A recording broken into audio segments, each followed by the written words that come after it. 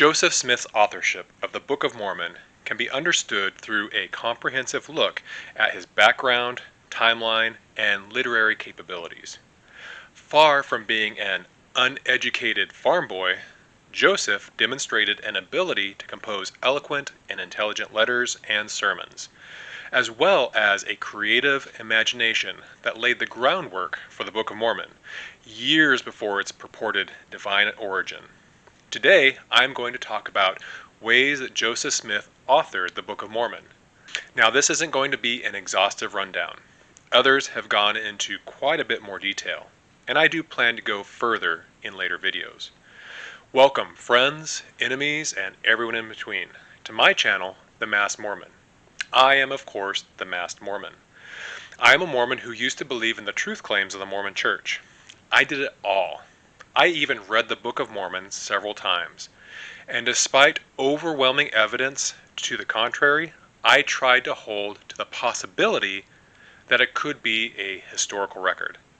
However, under scrutiny, its historicity crumbled, much like my faith. Before we get into the topic of the video, if you like what I do, please like and subscribe. But let's not dilly-dally anymore. Let's talk about how Joseph Smith likely came up with the Book of Mormon. Now, a quick summary of what the Book of Mormon is that it claims to be the record of a hyper-literate people who lived in the Americas. They developed Christianity hundreds of years before Jesus ever existed. They recorded their history on gold plates, and then these plates were deposited in a hill by one of the custodians of the plates named Moroni, after his people were wiped out by the descendants of the Native Americans.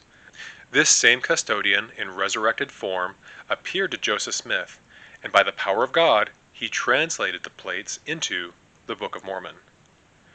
As we dig into it, we should ask a rhetorical question. What's more likely? That a highly literate, expansive, and technologically advanced civilization lived in the Americas, who developed Christianity hundreds of years before Jesus ever existed, who wrote down their history on metal plates, who were visited by a resurrected Jesus Christ, only to be wiped out without a shred of evidence, and a resurrected, glorified being delivered this record to Joseph Smith. Or that a creative man on the frontier with a fertile mind who was influenced by the mythology of the day in regards to Native Americans, was very religiously minded, and who had a talent for storytelling, made up a story for the purpose of making money. With that in mind, let's explore how Joseph Smith likely came up with the Book of Mormon. Joseph Smith had a background as a storyteller. Lucy Mack Smith, his mother, recounted that years before he claimed to have received the gold plates from the angel Moroni, Joseph entertained his family with detailed stories about the ancient inhabitants of the Americas. These stories featured complex narratives about their wars, their religious practices, and civilization. This is remarkably similar to the themes and content later found in the Book of Mormon. Joseph had been developing his skills as a storyteller and refining ideas that would make it into the Book of Mormon long before he started to translate the book in 1827. Believers and apologists alike will often emphasize that the Book of Mormon was translated in an astonishingly short time, approximately 3 months. Even on my mission, I had a pamphlet that described how miraculously fast the translation process was. Like, Joseph sat down with the plates, and then 3 months later, the manuscript was ready to be sent to the printer. However, the broader timeline reveals years of preparation. Along with the years of storytelling he had as he grew up, Joseph claimed to first be shown the plates in 1823. He then returned every year as instructed by the angel. By the time Joseph dictated the text from 1827 to 1829, he had already spent years developing ideas and rehearsing his narratives. Additionally, the translation itself was not completed in isolation or without revisions. The original manuscript of the Book of Mormon contains numerous plot holes and inconsistencies, many of which were corrected in subsequent editions of the Book of Mormon. These issues, such as doctrinal contradictions and changes in names and phrasing, are all hallmarks of a work in progress and reflect Joseph's evolving theology rather than a divinely dictated perfect text. Apologists will try to paint Joseph Smith as an ignorant and uneducated country bumpkin. But Joseph Smith was far from illiterate. Despite his limited formal education, his letters and sermons display a command of language, an ability to persuade, and a deep understanding of theological and social issues. These skills are consistent with the attributes of someone who is capable of crafting a lengthy narrative, like the Book of Mormon. His contemporaries described him as charismatic and intelligent, and he demonstrated a talent for weaving intricate and compelling stories, as indicated by his mother's accounts and his later revelations. Now, like I said, he had a limited formal education. However, his father at one time or another was a school teacher, as were some of his extended family. His family valued education. His brother even attended schools in the area, specifically a prep school in the area that was associated with Dartmouth College. Joseph was also an avid reader, and he picked up things very quickly. Also, in a time where there was no TV or internet, storytelling, listening to sermons and lectures, going to church, and things like that were things that people did to entertain themselves. And even if the 3-month timeline was correct, which it's not, it was hardly an amazing feat. History provides numerous examples of literary works written in relatively short time frames, demonstrating that creative and driven individuals can produce substantial texts fairly quickly. For instance, Mary Shelley wrote Frankenstein in under a year. Robert Louis Stevenson wrote The Strange Case of Dr. Jekyll and Mr. Hyde in 6 days. Anthony Burgess reportedly wrote A Clockwork Orange in only 3 weeks. In comparison, Joseph Smith spent years developing his narrative ideas and had a much longer timeline to refine and dictate the Book of Mormon.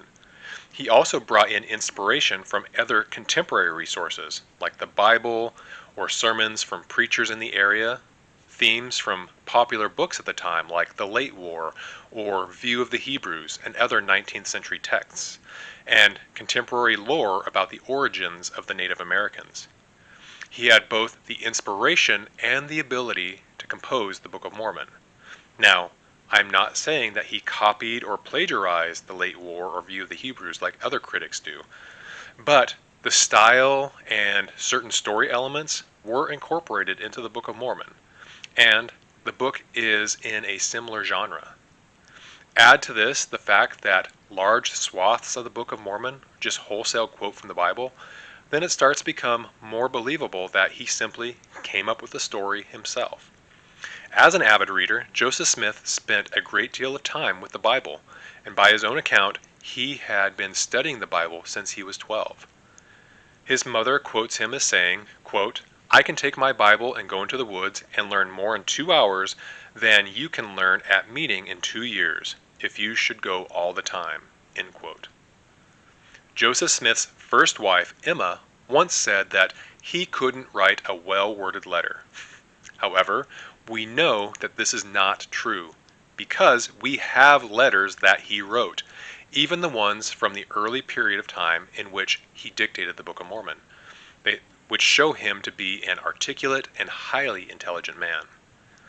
From the time he claimed to have been shown the location of the gold plates to the time he started dictating it, there was plenty of time to extensively plan a book and even memorize large chunks of the narrative that he would work into it. Plus, there was a false start. Joseph dictated 116 pages of the book. Then, his financier and scribe, Martin Harris, took the pages home to show his wife. The pages then vanished. After the loss of the 116 pages, Joseph was devastated. He took 8 months off, in which he would have plenty of time to plan the replacement material, considering a lot of it was a rehash of Lehi's story and Isaiah filler. During the dictation, Joseph Smith was only averaging about 7 or 8 handwritten pages per day. That would have given him enough extra time to think through the next day's dictation in advance. And even though the lore says that he didn't refer to it, Joseph also had access to the manuscript the whole time. He could always go back and review what he had previously dictated. Anyone who said that he didn't was likely lying.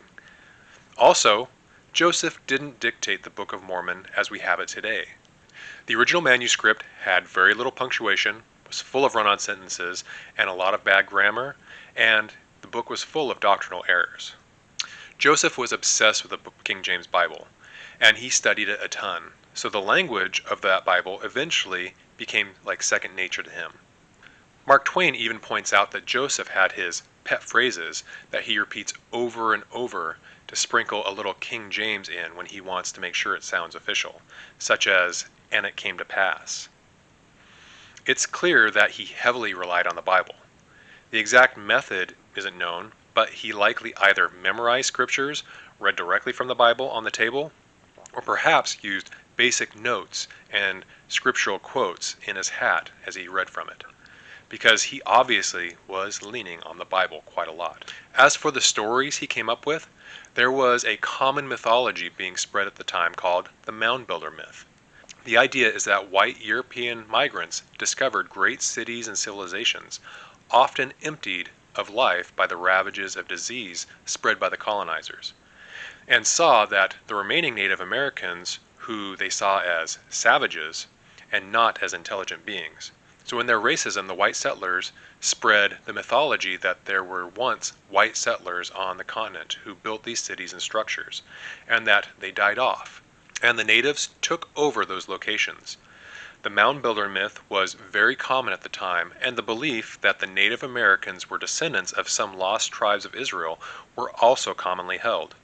The Book of Mormon just codifies that into its theology, and then these myths fell out of favor in the general population. It gets perpetuated in the Book of Mormon and hangs on into the modern time because it's part of the Mormon canon. Certain autobiographical influences also made their way into the Book of Mormon, as well as narratives from his family.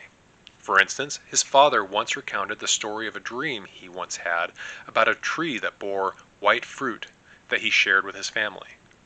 This story is very prominent in the opening chapters of the Book of Mormon. Add in some repurposed war stories from the Revolutionary War that had finished just 40 or 50 years before, and you have the narrative of the Book of Mormon. In today's age, impromptu speaking is a rare thing for people to do. However, it was much more common to do in Joseph's time. A commonly used speaking technique that was used at the time was called laying of heads. A speaker would plan out the structure of their narrative in a timeline or outline that would ensure a clear progression of ideas and a logical flow. Preachers would often speak for hours using this technique, and Joseph was very familiar with their speaking techniques. The Book of Mormon has the hallmarks of an orated work, not a written one. A believer will try to then argue that the Book of Mormon is too complex to have been made up, or that there are hundreds of names or people and places that would be impossible to keep straight. However, these characters usually only show up just once. Then, as the narrative moves on, they are not used again. So, he didn't really have to keep any of the characters straight. It isn't like Nephi interacted with Mosiah and Alma or Moroni, or any of the other harder to say names that he came up with. How did Joseph write or dictate the Book of Mormon? He just did it like how anyone writes a book. He relied upon his own experiences, including contemporary cultural beliefs, and written sources available to him. And he wrote the Book of Mormon. But for Smith, he also had the extra help of using a scribe. Also, the Book of Mormon isn't really that amazing. Have you ever been to a library or a bookstore? You may notice a lot of books in these places, and it's not like writing books is some sort of magical or rare occurrence. And it's not like the Book of Mormon is anything special. The Book of Mormon really isn't as amazing as the church claims it to be. Nobody cares about the Book of Mormon except for members, who, by and large, don't even read it themselves. The Book of Mormon claims to be a historical text.